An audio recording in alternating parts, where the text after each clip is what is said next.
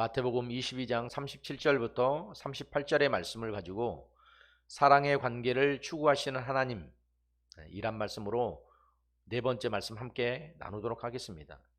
지금 저희가 마태복음 22장 37절부터 38절의 말씀을 가지고 네 번째 시간 말씀을 함께 나누고 있습니다. 그런데 오늘 어떤 관계를 우리에게 말씀하고 계시는가요? 하나님이 사랑의 관계를 말씀하고 있습니다. 그리고 누구와?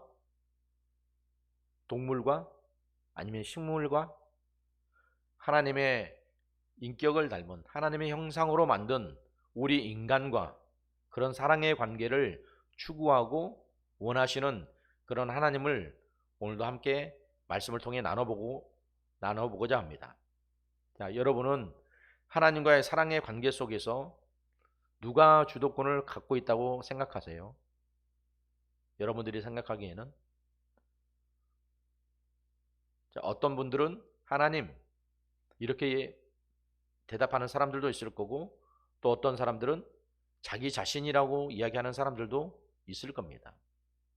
네, 참 보면 남녀 간에도 이런 주도권 싸움들이 있거든요. 특별히 이제 결혼을 막 한 신혼 부부들, 서로의 그 주도권을 서로 가지려고 처음에 그런 기싸움들이 있어요. 이제 그런 것 때문에 어떻게 보면 많은 좀 초기에 다툼들이 좀 있죠.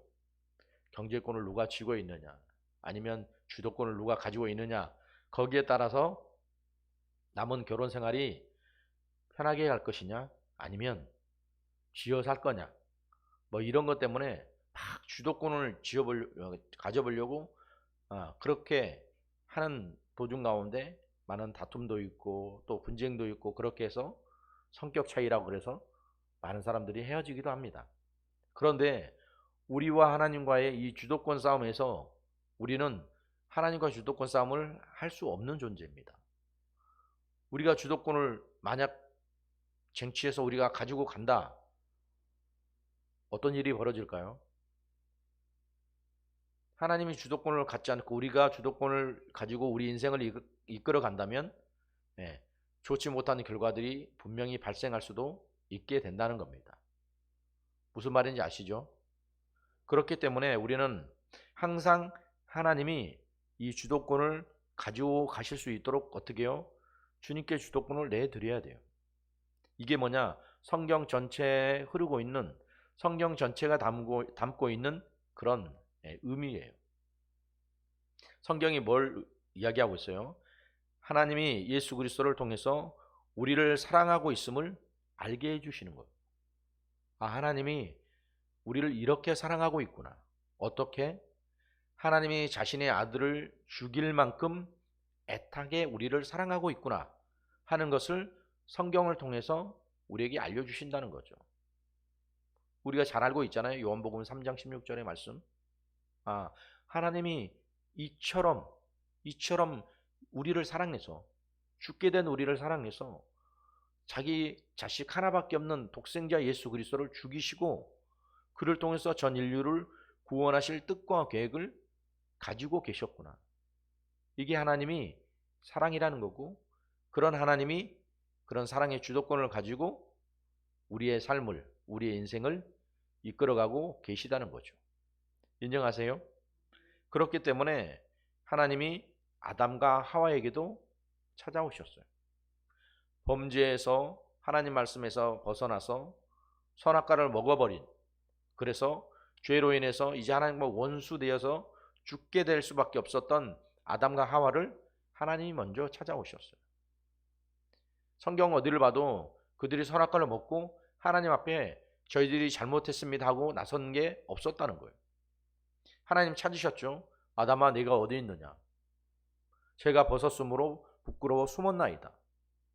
이전에도 벗고 다녔는데 선악과를 먹으니까 어떻게 해요?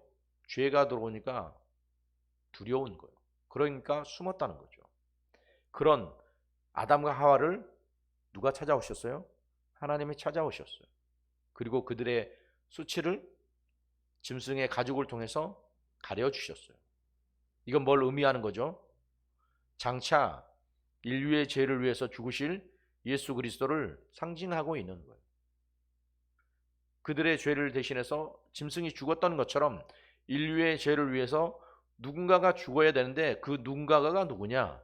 바로 하나밖에 없는 독생자 예수 그리스도라는 거예요. 그리고 아브라함에게 주셨던 이삭, 하나밖에 없는 독자 이삭, 그 이삭을 드리려고 했었던 아브라함의 그 마음, 그도 어떻게 보면 하나님의 마음과 하나님의 심정을 가지고 있었던 거죠. 그것도 또한 하나밖에 없는 독자를 드리는 것이 하나밖에 없는 예수 그리스도를 드린 것과 똑같은 것을 의미하고 있습니다. 그렇지만 하나님은 다른 희생제물을 대신해서 준비해 놓으셨죠. 자, 이런 것처럼 하나님은 죄인 되었던 우리에게 찾아오셨습니다. 또 누구에게 찾아가셨어요? 아브라함에게 찾아가셨어요. 아브라함에게는 왜 찾아가셨나요? 우상된 땅, 아버지가 그런 곳에서 함께 살고 있었던 아브라함을 이끌어내서 약속의 자손을 만들기 위해서 하나님이 아브라함을 찾아오셨어요. 그리고 그 아브라함을 통해서 이삭을, 그리고 야곱을, 그리고 12 아들들, 그리고 이스라엘 백성을 만들어 가려고 했었던 하나님의 계획과 하나님의 뜻이 아브라함에게 찾아오신 거죠. 그리고 아브라함에게 분명히 약속하신 것처럼 너의 자손이 하늘의 별처럼 또 이 땅의 모래처럼 많아지게 될 것이라는 것이 그들이 애굽에서 나올 때 장정만 60만이 될 만큼 어마어마한 숫자로 번성하게 되었던 거죠. 또한 하나님은 누구를 찾아오셨어요? 노아에게 찾아오셨어요. 노아에게 왜 찾아오셨을까요? 이 땅이 망한다. 이 땅이 심판받고 망할 것인데 너희를 내가 구원해 줄 것이다. 하나님이 그들을 통해서 하나님의 구원의 역사를 이야기해 주고 있고 또 그들만 구원할 게 아니라 누구든지 듣는 자마다 권면했을 거 아니에요? 노아가 그들을 내가 방주에 태워서 다 구원해 줄 것이다. 그렇지만 완악했던 사람들은 그런 노아의 말을 믿지 않았죠.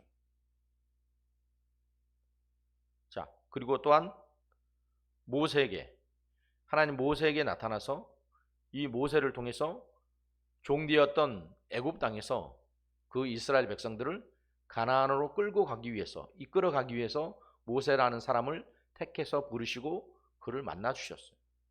그리고 그에게 사명을 주셨죠. 내 백성을 이끌고 내가 약속한 그 땅으로 가라. 내가 내게 지시할 땅으로. 거기가 어디입니까? 그때는 알려주지 않으셨죠. 얼마나 가야 될지도 알지도 못했지만 하나님과 사랑의 관계였기 때문에 모세는 순종하고 하나님이 명령하신 그 약속을 따라서 움직여 갔습니다. 그들뿐이겠습니까? 제자들도 또한 하나님을 만나서 하나님이 누구예요?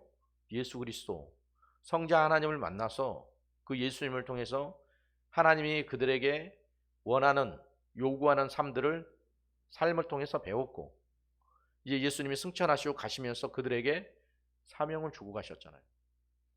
너희들만 아니라 이방에 있는 족속들, 예수를 알지 못하는 하나님을 알지 못하는 저 수많은 사람들에게 이 복음을 전해줘라. 그리고 그들에게도 이 구원의 소식을 알려줘서 그들도 함께 이 영생의 길에 들어설 수 있도록 그렇게 너희들이 힘써라. 이야기하고 있는 게 성경의 말씀이잖아요. 그리고 오늘날 우리에게도 하나님은 찾아오셨어요. 찾아오셨나요? 아니면 아직도 안 오셨나요? 하나님 우리를 찾아오셨습니다.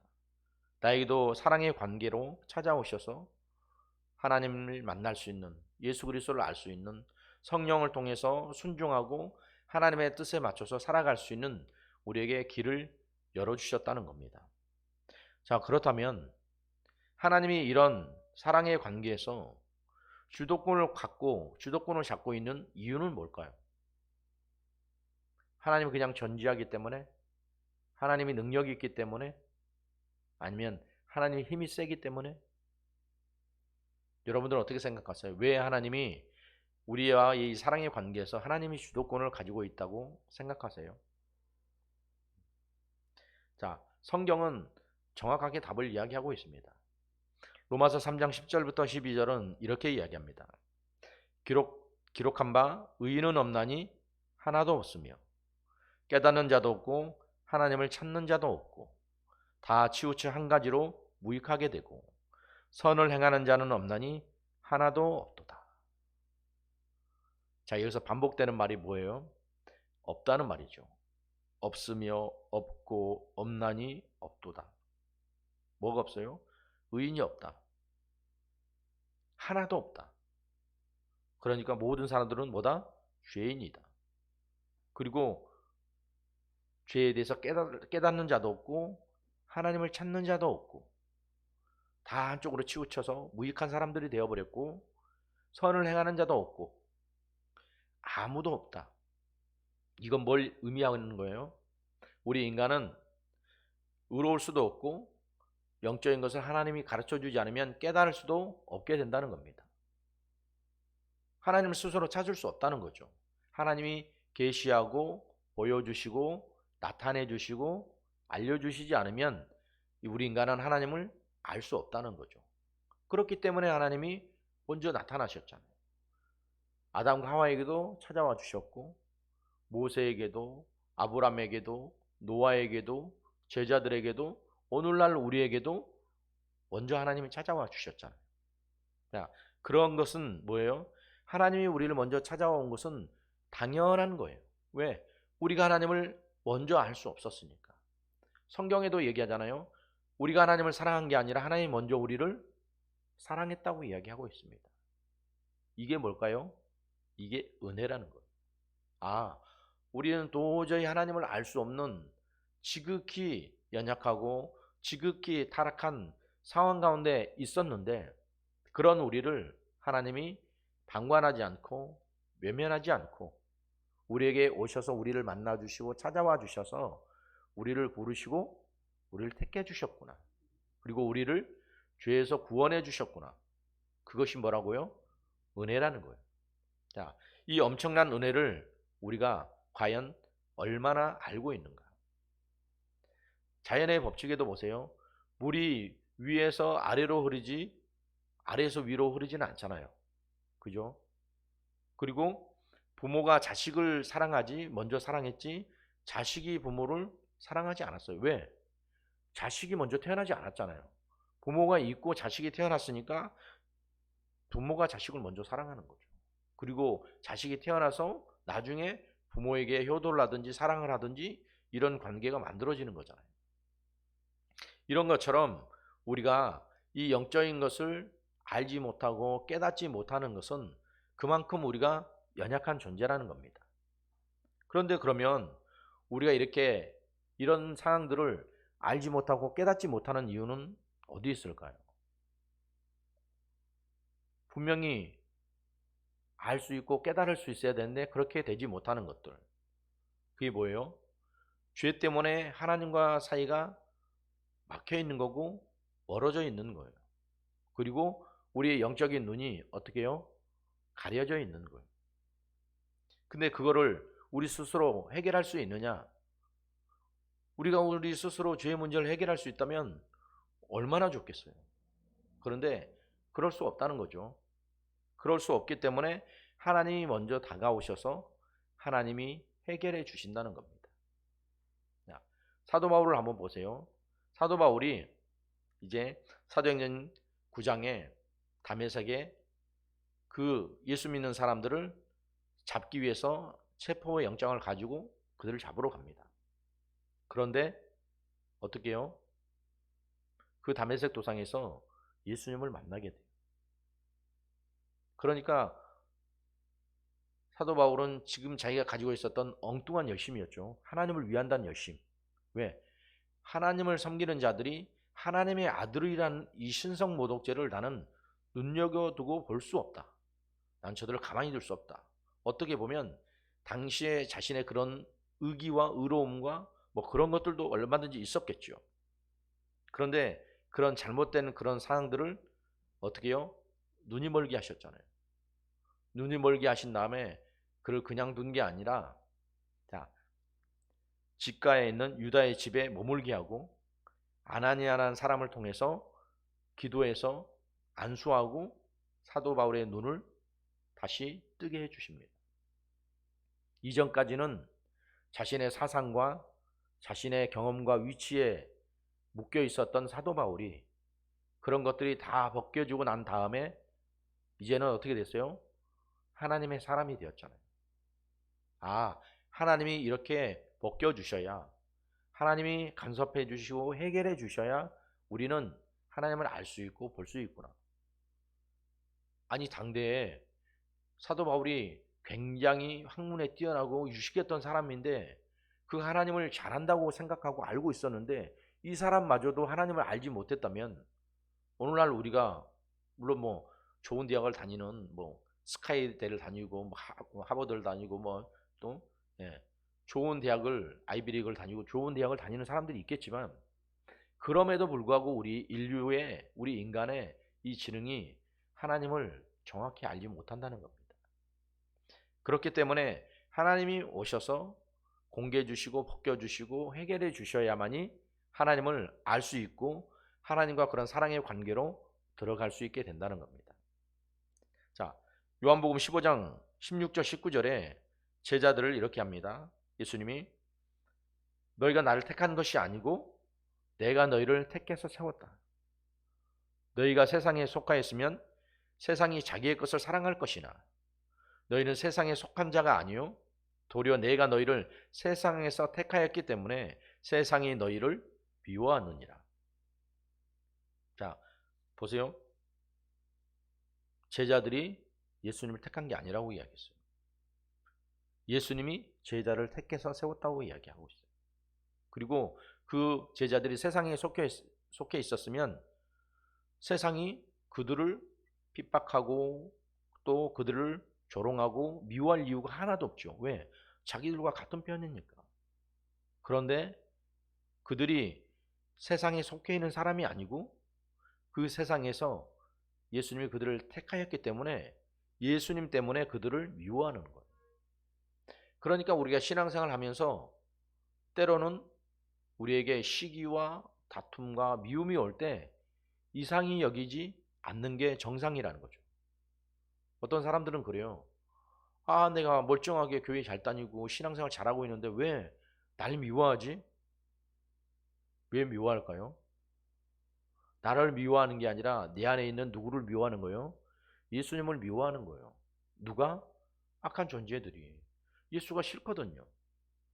예수만 없으면 이 모든 것을 다 자기들이 가질 수 있을 것 같은데 저 예수 때문에 안 돼. 저 예수 때문에 뭔가를 해볼 수가 없어. 그렇기 때문에 예수님을 미워하고 싫어한다는 거죠. 당연히 여기세요. 아, 물론 사회에서 지탄받을 행동을 하거나 잘못된 행동으로 인해서 사람들에게 비난을 받고 욕을 먹을 수 있지만 그거는 본인이 잘못해서 그런 거잖아요. 그런데 그런 것이 아닌 다음에 우리를 미워한다? 아무것도 미워할 이유가 없는데 왜?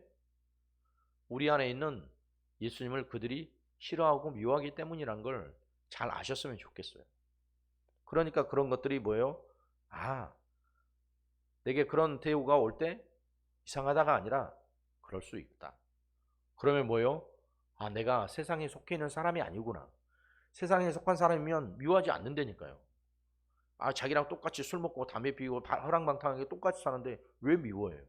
그런데 야, 니네 교회는 뭐 특별하냐?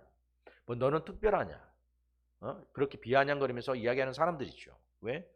내가 그렇게 영적으로 살고 예수님의 모습, 예수님의 형상을 닮아가려고 하니까 세상은 싫은 거예요. 그러니까 그런 것을 이상히 여기지 말라는 거예요. 야, 마태복음 16장 16절부터 17절에도 이렇게 이야기합니다. 주는 그리스도시요 살아계신 하나님의 아들이니다. 이를 내게 알게 하니는 혈육이 아니요 하늘에 계신 내 아버지시니라. 베드로가 느닷없이 예수님에 대해서 고백을 해요.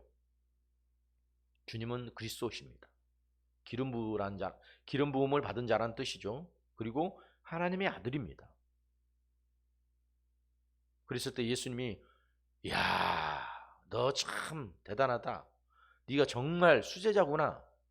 이렇게 얘기하실 줄 알았는데 예수님이 이렇게 말씀하셨어요. 이를 내게 알게 하는 게 혈육이 아니다. 육신을 통해서 알고 육신의 관계 때문에 네가 알게 된 게 아니다. 누가 알려주신 거라고요? 하늘에 계신 내 아버지가 알게 해주신 거다. 아, 하나님이 알게 해주셔서 베드로도 이런 고백을 할 수 있게 되었구나. 그럼 베드로의 고백은 자신의 고백이 아니라 하나님이 그에게 알게 해주셔서 그런 고백을 할 수 있게 해주신 거라는 거죠. 아, 이게 스스로 할 수 있는 게 아니구나. 하나님이 우리에게 들려주시고 알려주셔서 이렇게 할 수 있게 되는 거구나. 이런 믿음의 고백이 우리 믿음의 식구들에게 꼭 있으시길 바랍니다. 자, 그러면 마지막으로 하나님이 이런 사랑의 관계의 주도권을 갖고 나를 부를 때 그럼 나는 어떻게 반응해야 될 것인가? 뭐 여러 가지 반응이 있겠죠. 좋다, 싫다, 뭐 아니다, 도망간다, 뭐 숨는다, 여러 가지 반응들이 있겠죠. 하나님의 부르심, 콜링이라는 거죠. 거기에 대한 반응은 딱 하나밖에 없어요. 우리가 해야 될 거. 뭐겠어요? 우리가 해야 되는 것은 순종인데 그 순종이 뭘 의미하는 거예요? 네, 맞습니다. 그렇게 하겠습니다. 아멘입니다. 하는 고백이라는 거죠. 자, 성경 보면 누가복음 14장 15절부터 24절에 자, 왕이 잔치를 벌려서 사람들을 초청을 합니다. 그래서 사람들이 처음에는 다 잔치에 참여하겠다고 이야기를 하죠. 그런데 정작 잔칫날이 되니까 다들 핑계를 대는 거예요. 아, 나는 밭을 사서 못 갈 것 같습니다. 아, 나는 소를 사서 못 갈 것 같습니다. 아, 나는 장가를 들어서 못 갈 것 같습니다. 막 이렇게 핑계를 댄단 말이죠. 그래서 왕이 화가 나서 어떻게 했어요? 자, 밖에 가서 많은 다른 사람들을 불러서 초청해라. 그리고 그 사람들을 통해서 잔치를 진행하게 했어요. 이런 것처럼 천국 잔치에 우리가 초청을 받을 때 분명히 거절하는 사람들도 있게 된다는 거예요. 그죠? 분명히 하나님이 부르셨음에도 불구하고 그런 거절을 그렇게 거절을 당하고 또 하나님 말씀에 순종하지 않는 그런 사람들도 생겨나게 된다는 겁니다. 근데 그 초청장을 누가 보내는 거예요? 그 초청장을 하나님이 우리에게 보내시는 거잖아요. 우리에게 보내신데 그러면 우리는 어떻게 반응해야 되느냐? 어떻게 반응해야 된다고요? 순종하고 네 하고 대답해야 된다는 거죠. 예스밖에 없는 거예요. 우리가 하나님 앞에 안 돼요, 못 해요, 할 수 없어요. 이게 아니라 맞습니다, 옳습니다, 그렇게 하겠습니다, 순종하겠습니다. 이렇게 우리가 반응해야 되는 그런 반응이 있어야 된다는 겁니다. 왜? 할 일이 없기 때문에? 아니에요. 할 일이 있어도 가장 중요한 게 뭐예요? 하나님 말씀에 순종하는 거예요. 그리고 거기에 반응해야 되는 거예요. 왜? 그게 가장 좋은 것이기 때문에. 하나님 우리에게 가장 좋은 것을 주실 것이기 때문에. 인정하세요? 우리에게 가장 필요한 것을 주실 것이기 때문에. 또 우리에게 가장 중요한 것을 주실 것이기 때문에 그 부르심에 반응해야 된다는 거죠. 사람들이 인생을 성공하고자 합니다. 많은 사람들이 그렇죠. 여러분도 그렇고 싶죠? 인생을 실패하고 싶은 사람이 누가 있겠어요? 다 인생을 성공하고 싶어 하죠. 근데 성공을 하려면 뭐가 중요한지를 알아야 돼요. 근데 그 중요한 것을 먼저 하는 사람들이 인생을 성공하더라고요. 중요한 것을 찾아서 하는 사람들. 그래서 인생에 성공하게 되는 사람들. 저는 여러분들이 그 중요한 것을 꼭 찾고 만났으면 좋겠어요. 그게 무엇이겠어요? 하나님을 아는 것. 하나님과의 좋은 관계를 만들어가고 믿음의 관계를 만들어가고 하나님과 사랑의 관계를 만들어가는 것. 그게 가장 좋은, 가장 뛰어난, 가장 중요하고 가장 필요한 하나님을 향한 그런 반응이라는 겁니다.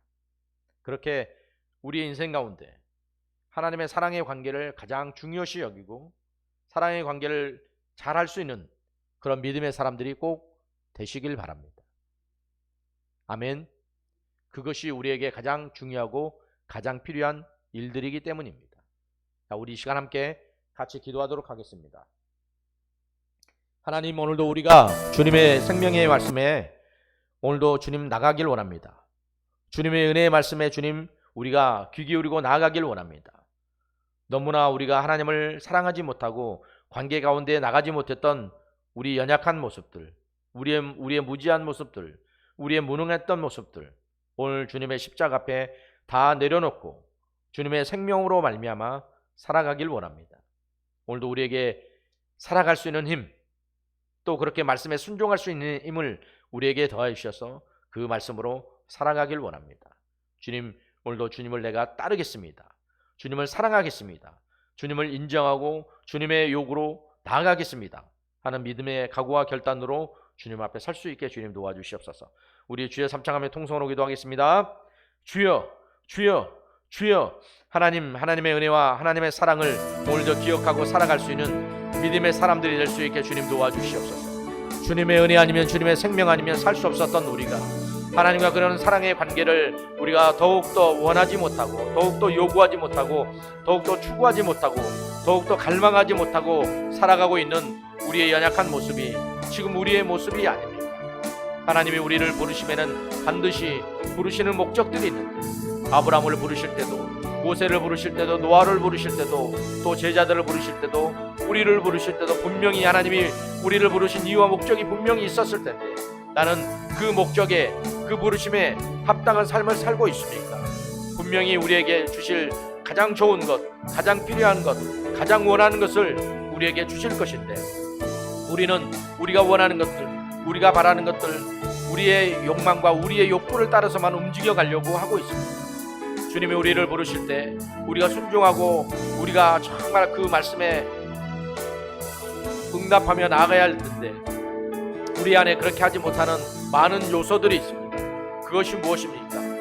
우리 스스로 하나님을 알 수 없기 때문에 하나님을 가로막고 있는 이 죄악들이 하나님과 원수되게 만들고, 하나님을 떠나게 만들고, 하나님을 사랑하지 못하게 만들고, 하나님의 요구대로 살지 못하게 만들어가는 아버지 안타까운 이런 많은 정말 것들이 우리를 스스로 가로막고 있습니다.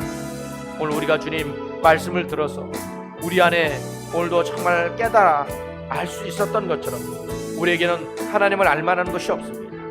하나님을 사랑할 만한 것이 없습니다. 그런데 그 하나님이 먼저 우리를 찾아와 주셨습니다. 그리고 우리에게 손 내밀어 주셨습니다. 그리고 우리 영혼을 구원해 주셨습니다.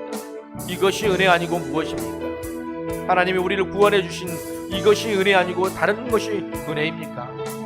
우리가 주님께 받은 은혜를 주님 우리가 기억하며 살아갈 수 있게 도와주시고, 하나님의 은혜 생명의 목소리에 살아갈 수 있는 그런 삶들이 우리 안에 날마다 충만하게 넘쳐날 수 있게 주님 도와주시옵소서. 주님의 은혜 안에, 주님의 약속 안에, 말씀 안에 살아가기 위해 더욱더 몸부림치고 힘쓰는 우리 모두가 될 수 있게 주님 도와주시고, 하나님의 생명을 따라 오늘도 우리가 가장 중요한 것을 잊어버리지 않고 붙들고 나아가는 믿음의 사람들이 될 수 있게 주님 도와주시옵소서. 나는 무엇을 찾길 원합니까? 나는 무엇을 얻길 원합니까? 나는 무엇을 위해 주님 살아가고 있습니까?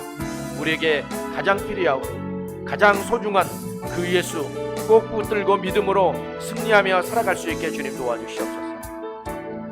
다른 것 다 잊고, 다른 것 다 망각하고, 다른 것 다 없어지고 사라져도 우리 안에 예수를 잊어버릴 수 없는, 생명을 잊어버릴 수 없는, 구원을 잊어버릴 수 없는 믿음의 사람들이 될 수 있게 주님 도와주셔서 하나님의 은혜의 생명 앞에 오늘도 우리가 정말 우리의 자신을 말씀 앞에 비춰보고, 오늘도 주님 내가 그 말씀으로 살고 있습니다. 베드로의 그 고백처럼 주는 그리스도시요 살아계신 하나님의 아들입니다. 이를 알게 한 것은 혈육이 아니라 하늘에 계신 내 아버지께서 알게 해주신 것입니다. 하나님이 알게 해주신 것입니다. 우리가 구원받을 수 있는 것, 구원받게 하신 것도 하나님의 은혜입니다. 우리가 이런 은혜를 망각하지 않고 살아가게 도와주시고, 더욱더 주님을 깊이 알고 그 은혜 가운데 들어갈 수 있는 믿음의 삶을 살아가는 우리 모두가 될 수 있게 주님 도와주시옵소서. 오늘도 주님의 그 생명의 말씀 오늘도 우리 안에 듣게 하시고, 오늘도 주님 우리가 다시 한번 결단하고 가장 소중한 것을 빼앗기지 않고 살아갈 수 있는 믿음의 삶을 살아가게 주님 도와주시옵소서. 오늘도 우리에게 말씀하시고 들려주신 우리 주님의 목소리, 주님만 영광을 받으시길 원합니다. 감사합니다. 예수님의 이름으로 기도드리옵나이다. 아멘. 하나님은 우리와 이런 사랑의 관계를 맺어가기 위해서 계속해서 우리를 찾으시고 부르시고 우리를 초청하시는데, 우리의 소망과 우리의 꿈은 어디에 가 있습니까? 가장 소중하고 가장 귀중한 것, 그것이 내게는 무엇입니까? 내게 포기할 수 없는, 내게 양보할 수 없는 예수님보다 더 소중한 게 있습니까? 우리에게. 어느샌가 우리가 하나님 우리를 찾으시고 부르시는데도 불구하고 그것들을 내려놓지 못하고 포기하지 못해서 하나님을 거부하고 있는 것은 아닙니까? 지금도 우리에게 초청의 손길, 구원의 손길을 내미시고 은혜로 우리를 구원하시길 원하시는데, 여전히 우리는 죄 가운데서 주님과 원수되어 멀어지고만 있는 것은 아닙니까? 우리 스스로 우리는 아무것도 할 수 없는 연약한 존재임을 주님 우리가 고백하고 시인하게 주님 도와주시옵소서. 하나님의 생명 없이는 살 수 없는 그런 자들입니다. 주님, 그 은혜가 오늘도 주님의 말씀 안에 우리 신비 가운데 새겨져서 사도 바울이 그 비늘이 벗겨지고 눈이 띄어졌던 것처럼 영적인 안목이 열리게 도와주시고 영적인 귀가 열리게 도와주시고, 그리하여 주님과의 그 사랑의 관계를 계속해서 만들어가는 그런 우리 모두가 될 수 있게 주님 도와주시옵소서. 그러려고 우리 부르시고 우리를 초청하신 것 아닙니까? 주님, 우리가 그 부르심에 화답하고 응답해서 주님을 더욱더 뜨겁게 사랑하고 만날 수 있는 믿음의 시간, 믿음의 삶으로 만들어갈 수 있게 주님 도와주시옵소서. 오늘도 우리에게 말씀하시고 들려주시고 또 우리에게 도전하시고 우리에게 깨닫게 해주시는 우리 주님께 모든 감사와 찬양과 영광을 오직 주님께만 올려드립니다. 모든 말씀 살아계신 우리 주 예수님의 이름으로 기도드리옵나이다. 아멘.